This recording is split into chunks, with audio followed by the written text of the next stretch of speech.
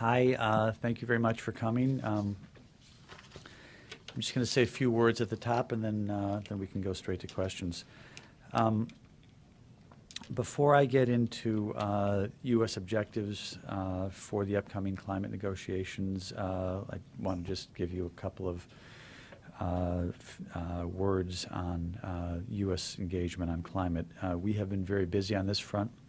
As you may know, Secretary Kerry and President Obama are strongly committed to climate action, both domestically and internationally.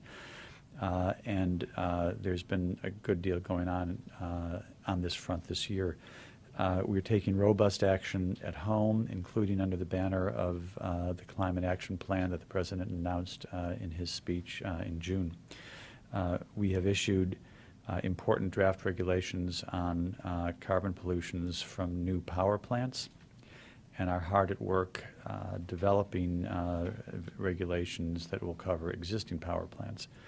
The President previously issued landmark rules regarding vehicles. Our whole vehicle sector is going from an efficiency rate of 27 miles per gallon when we started up to over 54, so more than doubling over the space of about a dozen years. And there are still more regulations that are in the works regarding heavy-duty vehicles. Those two sectors, by the way, power and transportation, is about 2/3 of our total emissions. So those are not small actions that the President is taking. Those are very large-scale efforts. We have also issued strong efficiency standards for a whole range of appliances that basically everything that makes a building work, from heating and cooling to all sorts of other appliances within buildings. Those are issued out of the Department of Energy, and we have doubled renewable energy from wind and solar during the President's first term, and he has pledged to double it again. We are leading on the international front. Secretary Kerry recently announced, along with his Chinese counterparts, new bilateral cooperation with China that was rolled out in the context of the Strategic and Economic Dialogue from a few months ago. We have made strong progress on HFCs. That's industrial gases that are an important pollutant.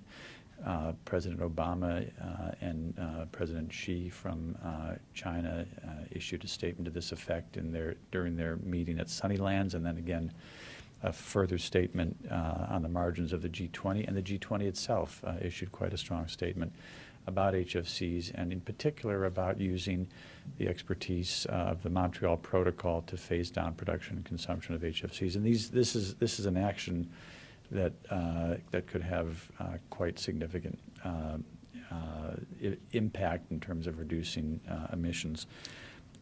We have played also, I think, a quite important role in the context of ICAO, the International Civil Aviation Organization, to take a significant step toward addressing aviation emissions. A big ICAO meeting happened several weeks ago in Montreal. And in addition, I want to announce today that based on provisional data, the U.S. will be providing, or has provided for fiscal year 2013, $2.7 billion in public climate finance to support mitigation and adaptation in developing countries. This is actually an increase from our last fiscal year number, which was around $2.3 billion, and I think should address the concerns of some countries that after the so-called fast start period ended, there was a fast start pledge that covered the years 2010 to 2012 made by all developed countries. There was some concern that after that ended, our climate finance efforts would sort of tail off, and just the opposite is happening. This year, and of course this is the purpose of the upcoming meeting in Warsaw, we will be turning attention in that meeting to the negotiations under the UNFCCC, and I think we have an historic opportunity there created by the call in the Durban platform from 2011 to develop a new climate agreement that would be applicable to all parties. Those words in the negotiating mandate represented, in our judgment, a breakthrough, because what they mean is that we all agreed to build a new climate regime whose obligations and expectations would be applicable to everybody. That had never happened before. That has never happened before. There's a lot of work to be done in doing that, but that was I think, a very important agreement. This meeting this is COP 19, Conference of the Parties number 19, in Warsaw, and I think the real objective of Warsaw is to lay the groundwork for that negotiation that I just referred to, that is supposed to complete at the end of 2015 in Paris. So the Durban platform, Durban was the COP that was held in 2011. Durban platform set up essentially the negotiating mandate for this new agreement that would be applicable to all parties, and that would be is designed to be completed at the end of 2015 at the Conference of the Parties that will take place in Paris.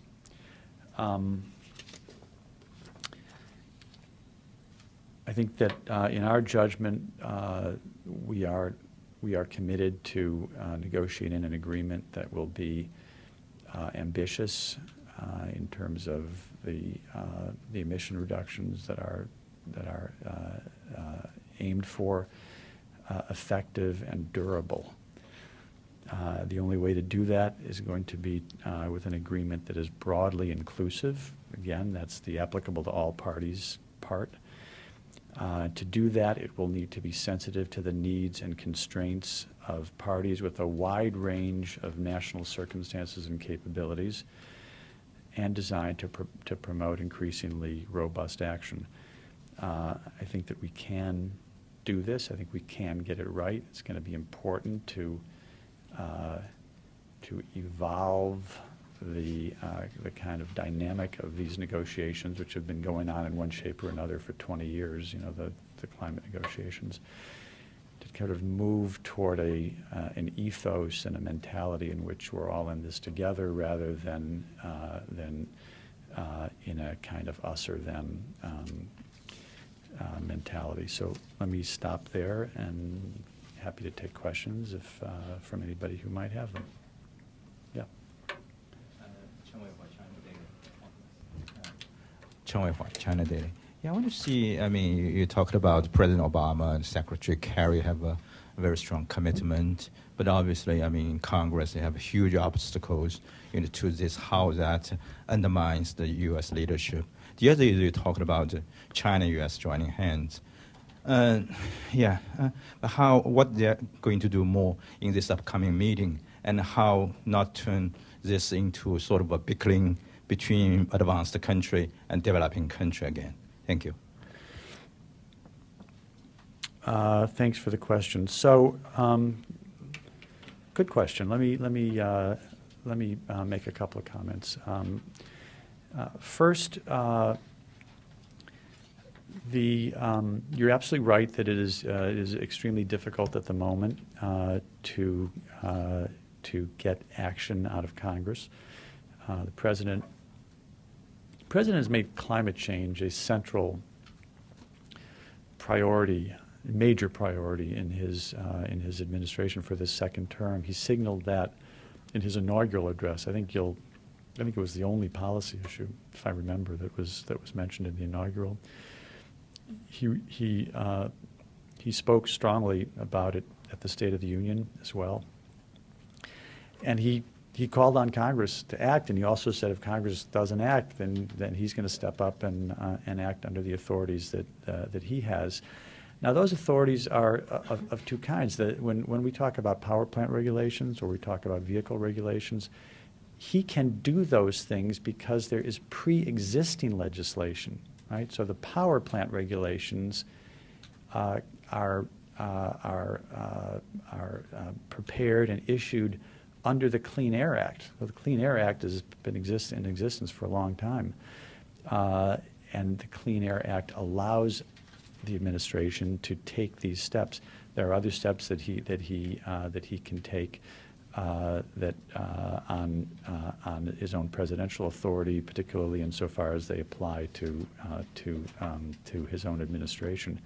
The efficiency standards that the Department of Energy issues also are issued under pre-existing legislative authority. So even though the Congress right now is not willing to take new steps, there are authorities that the President has, and as I said, power and vehicles, that's about 2/3 of our emissions. So it's certainly not the case that we are hamstrung and unable to act. The President is acting strongly. It is also true that we could do more and that we should do more, and if we had Congress in a posture where they were prepared to act. With respect to the U.S. and China, I think that we have actually a very good relationship. I have worked closely with my colleague and at this point very good friend, Vice Chairman Xia from the NDRC. We meet all the time, and I think we have very good understandings. Beyond that, as I said, this climate change working group was launched in the first instance, was announced by Secretary Kerry on his visit to Beijing. I think it was April 13th, somewhere around there. And we have now, sort of between that time and the SNED, we worked quite closely with the Chinese and established 5 different kind of initiatives underneath the umbrella of that working group. So we're working on carbon capture, use and storage, on the smart grid, on energy efficiency, on heavy-duty vehicle efficiency, and on kind of work on essentially monitoring, measuring emissions. And there's, we're working quite closely with the Chinese. I think that there is an important, you asked about developed and developing countries, or are we just going to bicker? I think we're not bickering. I do think that this notion that a new agreement needs to be applicable to all and not. So what that means in the climate context essentially is that this is not Kyoto. Kyoto set up an agreement that applied where all of the real obligations in it applied only to developed countries explicitly. That was part of the agreement. There's no bones about it. That's not what we're doing now. Now we're talking about an agreement whose obligations, expectations will apply to all countries, not in the exact same way, in a very differentiated way. We are completely sensitive, and that's what I meant when I said that you have to be sensitive to the different circumstances and capabilities of different countries, because if you're applying it to everybody, you've got the whole range of countries all over the world, so you've got to be sensitive to different national circumstances and capabilities, and we think that's completely appropriate. Yeah. Thank you. I'm Inga Czerny from Polish Press Agency. You said that the objective is to have this international agreement in Paris in the end of 2015. So I would like to know if Washington, if US would accept to have in Warsaw sort of binding roadmap how to achieve this goal in 2015. Yeah, it's a good question. Look, I think that some form of roadmap or path forward, whatever we end up calling it, if we could do that, that would be a good idea. I'm not sure if you said binding. Binding. Yeah, well, I don't know about bind. I mean, binding has a particular meaning in these negotiations. What I think is important is that there ought to be a signal about how we're going to move forward. Most in the first instance in the upcoming year. So there's 2 years, basically 24 months till Paris. So there's a lot of things that need to be done between now and Paris to have an agreement that people can actually sign on to. I think, by the way, that the 2 years that have elapsed between Durban and now have been well spent. I mean, I don't think anybody who kind of lives within the bubble of these negotiations thought it was a good idea to start literally negotiating and laying text down on the table and all of that right away. I mean, what we've had is a kind of conceptual period, a discussion period. Ideas have been discussed in all kinds of different forums, and that's been completely appropriate. I think that we're kind of getting to a point where you kind of gradually start to narrow things down, and you start to actually gradually focus on what can actually be in an agreement. I think that path between now and, in the first instance, next year's COP, which will be in Lima, and then all the way to Paris, some sense of kind of what the process is, what the timelines are, what should be expected when and by whom. That would be a good idea to do if we could do it. Yeah. Thank you, sir. Liao, People's Daily of China. Probably cooperation on the climate change issue is the most important cooperation between U.S. States and China among all the issues. So would you please speak more about the cooperation between the two countries? And also, would you please introduce some any progress on the issue about technology transfer and financial support from developed countries to the developing countries? Thank you. Thanks for the question. Well, yeah, look, I think that the cooperation between the U.S. and China is increasing all the time. I think I was just explaining the new climate change working group that got launched at the time of, or first announced at the time of Secretary Kerry's visit in April to Beijing, and then further developed at the time of the Strategic and Economic Dialogue meeting that was in July, June or July.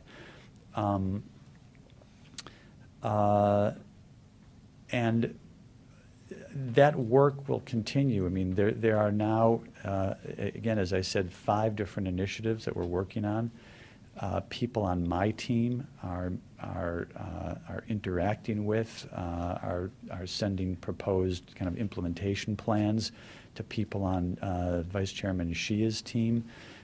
So we mean to make progress with respect to the work that we're doing in all of those areas, and that's within that particular working group. I know that there are other aspects of progress that and cooperation that go on between our EPA, for example, and the MEP, the Ministry of Environmental Protection in China. There's a lot of work that goes on between our Department of Energy and the NEA in China. We have new heads of both the EPA and the DOE. Gina McCarthy is head of EPA, and Ernie Moniz is head of DOE. I know them both well for many years, and they are real leaders on this issue. I mean, they have a broad portfolio, but they're very focused on climate change and very powerful and effective leaders in their own right. So, and very much, engaged with China as well. I know Secretary Moniz was just in China in the last, week or two. So I think that there will be. I think we are eager for deepening relationship with China on these issues. We see Look, we're the two largest emitters. China at this point is the largest emitter of greenhouse gases in the world, and is growing rapidly in that regard. It will probably be twice the size of the U.S. before all that long, and that's because China is a tremendously successful economy and has done extraordinary work in developing its economy, and so, you know, its emissions profile has gone along with that. But China's also doing a great deal of work to develop a lower carbon economy, to develop renewable energy and nuclear energy and other ways to reduce its carbon footprint, if you will. So I'm very encouraged by our possibilities. We will need to work together to kind of get on the kind of footing for a new climate agreement that was kind of outlined a little bit in the Durban platform, and but I think we can do that. Yes. About the transfer, the technology. Oh well, I mean, so. With respect to financing, there was as I said before, there was a Fast Start Finance commitment by developed countries to provide $30 billion of public funds over the 3-year period, 2010, 11, and 12, and that commitment has been met. The U.S. is, as I said, continuing to. I mean, we did about, I think, around $7.5 billion ourselves in that period, and this year's numbers seem to be coming in at around $2.7 billion. We're also working with the developed countries made a commitment to mobilize $100 billion a year by 2020 from all sources. So that's public sources, carbon markets, private sources, all sources. And we are working very actively with other developed country partners and we've had a number of meetings to this effect this year in working on how to both increase our public funding, but also to use public funding and public policy to leverage much larger scale private investment. You know, technology is part of that, sort of by definition. There's a lot of technology transfer that happens anytime you have the kind of investment that we're talking about. And there's a new technology institution that we agreed to, and that is well along the way to being set up. It was agreed to in the first instance in Copenhagen, a technology center, climate technology center and network. We've been a big proponent of that, so this is working on a lot of different fronts. Yes. French newspaper Libération. 3 short questions. First, when you mention an agreement applicable to everybody, does it mean a binding treaty? If not, why not? Second, can you give us the actual figure for U.S. carbon emissions related compared to 2019?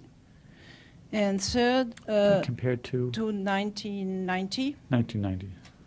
And third, when you give the figure of $2.7 million, billion.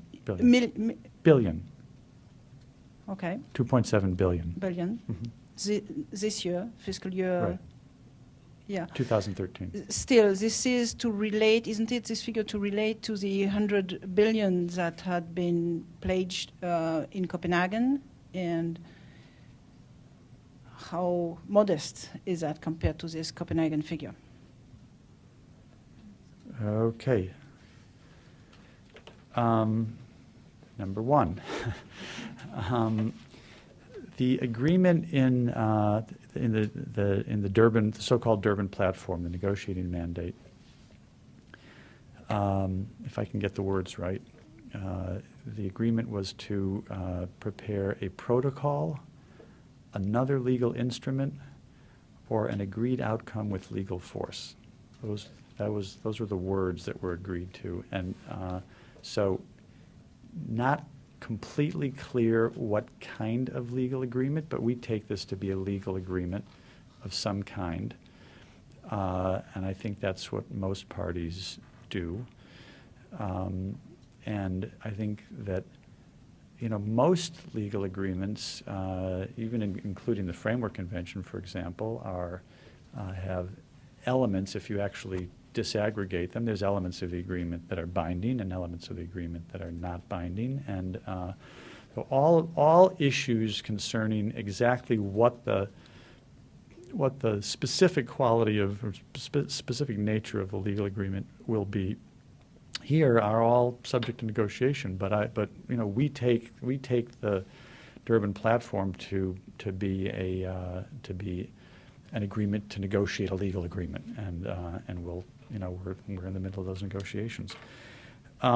U.S. carbon emissions, we are.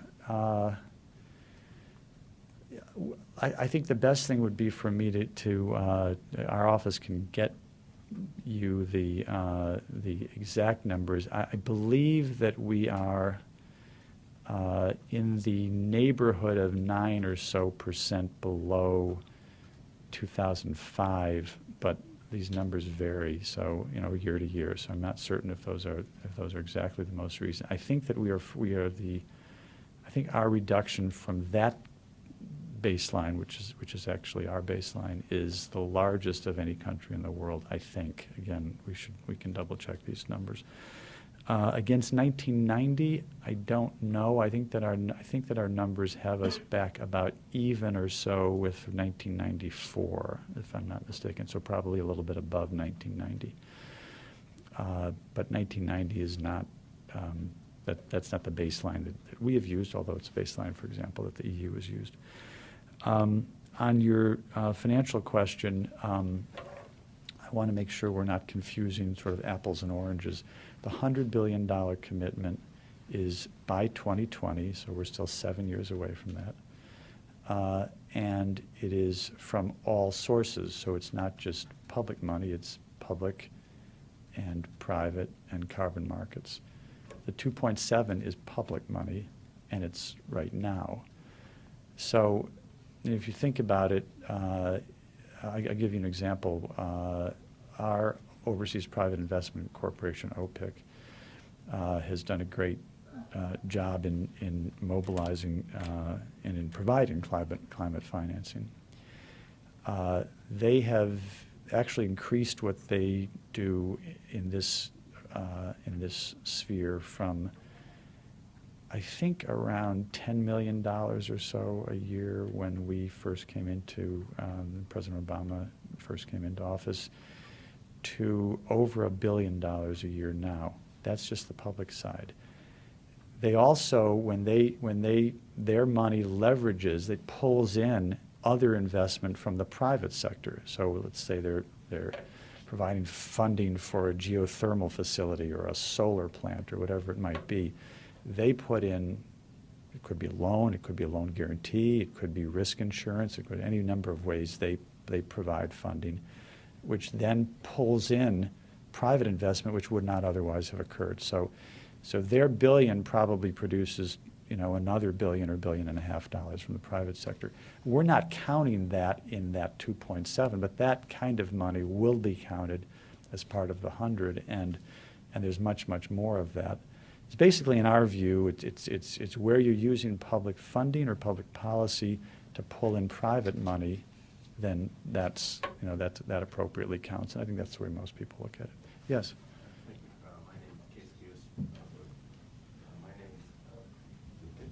My name is Keisuke Yoshimura for Kyodo News Japan. Yep. And I want to ask your view about current negotiation of Montreal Protocol. I ask this because it's a very important issue for United States to set next ambitious target, maybe next year. So I want to ask this. And another question is that common but differentiated responsibility. Maybe everyone asks you about this, but I want to confirm U.S. position about this differentiated responsibility. Thank you. Well, Montreal Protocol obviously is a different treaty organization. It was established to deal with ozone-depleting substances that were creating a hole in the ozone layer. And it is probably the most successful environmental treaty that has ever been established. It actually took a problem and has significantly solved it. It's not finished, but it's done really important work.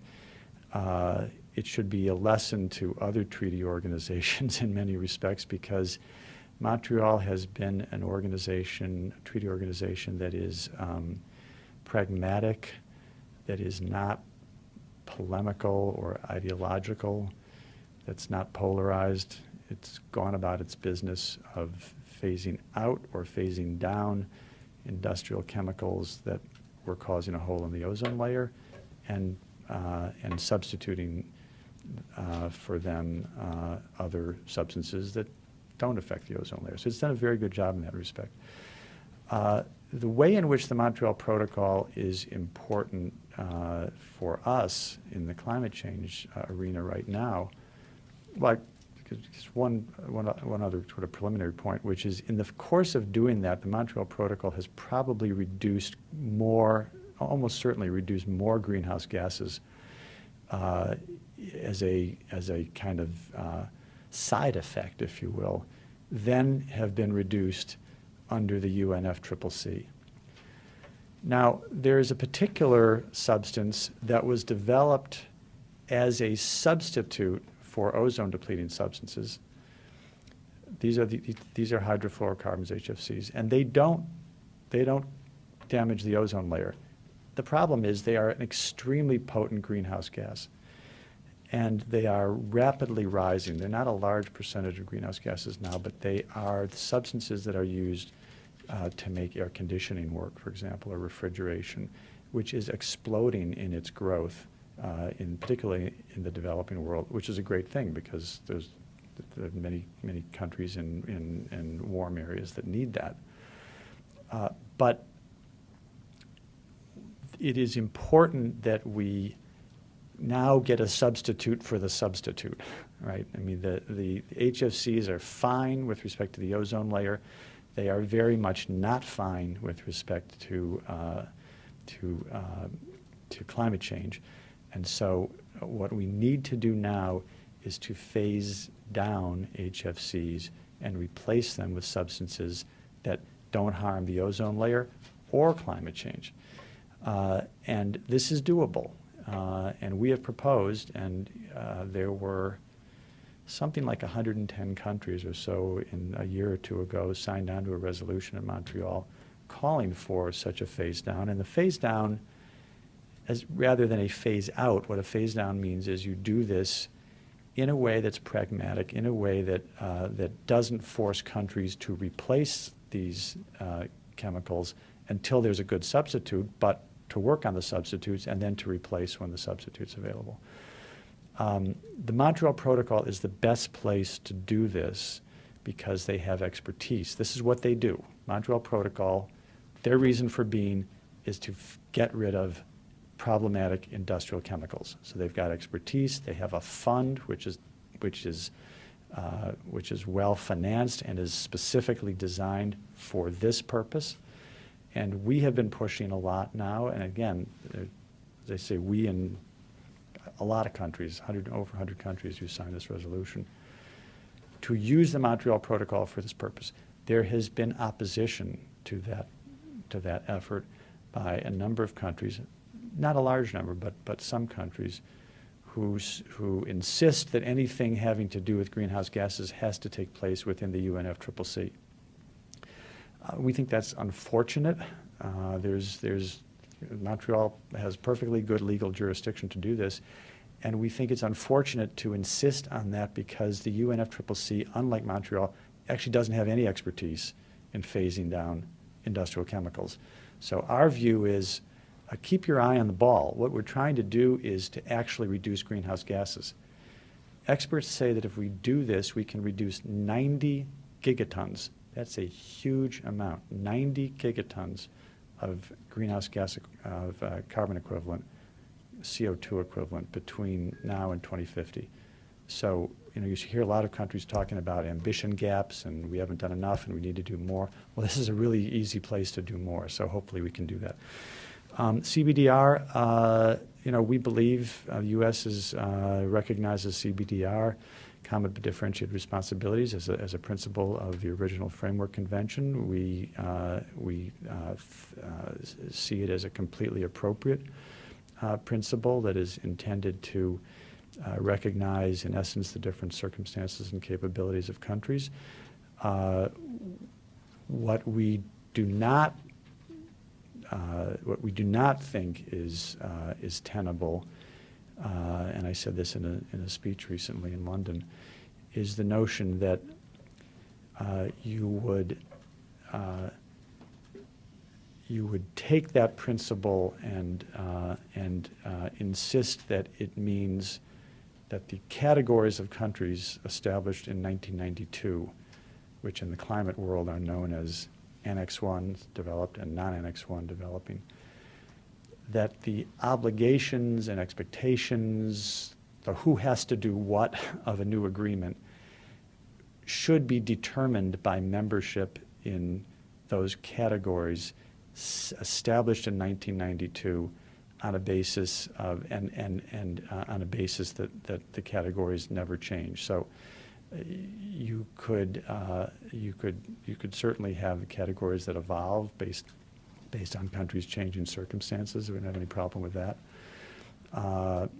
Or you could have the annexes and categories stay as they are, but not really have a real operational impact on the agreement. What we don't think works is to say those categories determine operationally how the agreement works, and they never change. And 30 years, 50 years, 60 years later, you still have all of those same divisions, even though the facts on the ground, the material facts of GDP and GDP per capita and emissions are all dramatically different. That's what we think doesn't work. But CBDR, read in any kind of reasonable way from our perspective, is proper. We support it. It should be an enduring principle of the convention. We have time for one more. Okay. We could go to New York for that. New York, go ahead with your question, please. Hi, I'm Martin Gallen from Swedish newspaper Dagens Nyheter. The U.S. has, thanks to the oil and natural gas boom, become the world's biggest oil producer. How long do you think the boom will last, and what will that mean for American energy policy? Well, I'm not, thank you for the question. I'm not the best person to ask how long the additional oil and gas supplies that have been discovered in the U.S. will last. I think that the supplies are quite substantial, though. So I think it's not a short-term thing. I think they will be there for quite a long time. I think that it is that having resources that are domestic rather than imported is probably good for any country. I think it's good economically for the United States. I don't think that, and we are under any circumstances going to be using fossil fuels to some extent for quite a while. At the same time, I don't think discoveries like that can or should in any way change or deflect us from the underlying imperative to transform over time the energy base of the economy from high to low carbon. I mean, that if you want to deal with climate change, that's the name of the game. You can't really do it otherwise. So, and that transformation is based on fundamentally two things: using energy more efficiently so you can do the same amount of work using less energy, and using sources that are not fossil fuel sources. So obviously natural gas is, maybe not obviously, but natural gas is only about half as polluting from climate change perspective as oil and gas and coal. But sources ultimately that are not polluting from a climate perspective, such as renewables and nuclear as well, are certainly where things are going to have to evolve. Thank you very much, everybody.